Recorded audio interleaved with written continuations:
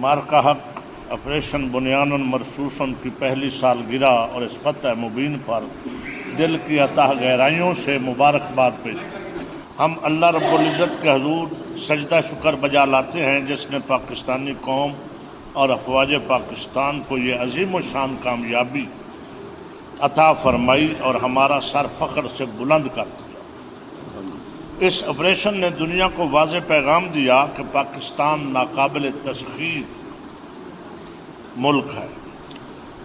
हम अपनी सरजमीन के एक एक इंच के दिफा की सलाहियत रखते हैं और अज़म रखते हैं। हमारी पेशावर अफवाज किसी भी जारहियत का मुंह तोड़ जवाब देने के लिए हम वक्त तैयार है।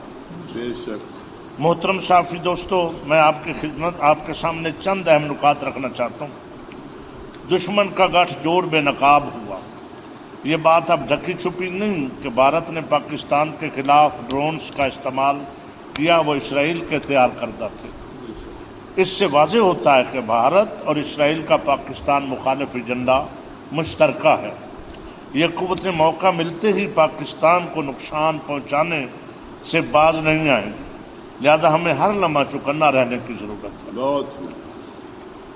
गलत फहमियों का इजाला जो अनासर ये समझते थे कि पाकिस्तान को आसानी से ज़ेर किया जा सकता है या हमारे दिफाई और एटमी प्रोग्राम को नुकसान पहुँचाया जा सकता है, ऑपरेशन बुनियानुन मरसूस ने उनकी इस गलत फहमी को दूर कर दिया। इन्हें अपनी सोच पर नज़रसानी करनी चाहिए।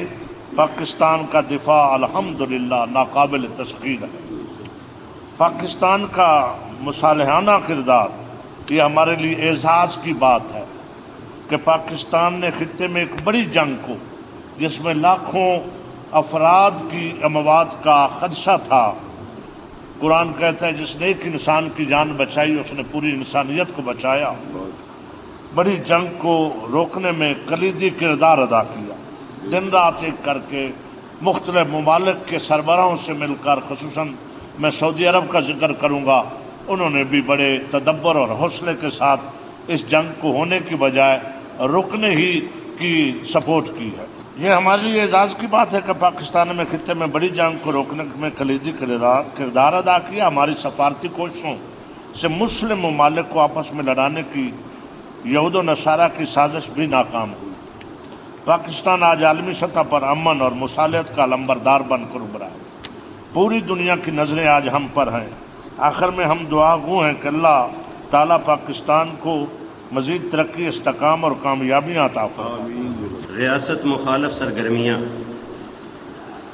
ये तीनों चीज़ें किसी सूरत काबिल कबूल नहीं है।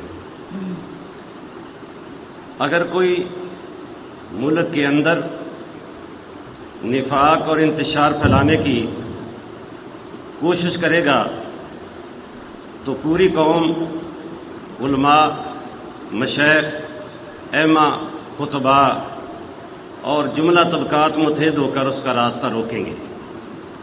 मार्का हक की कामयाबी पर अपनी बहादुर मुसल्लह अफवाज और सपा सलार को खराज तहसीन और शुदा को खराज अकीदत के फूल पेश करते हैं।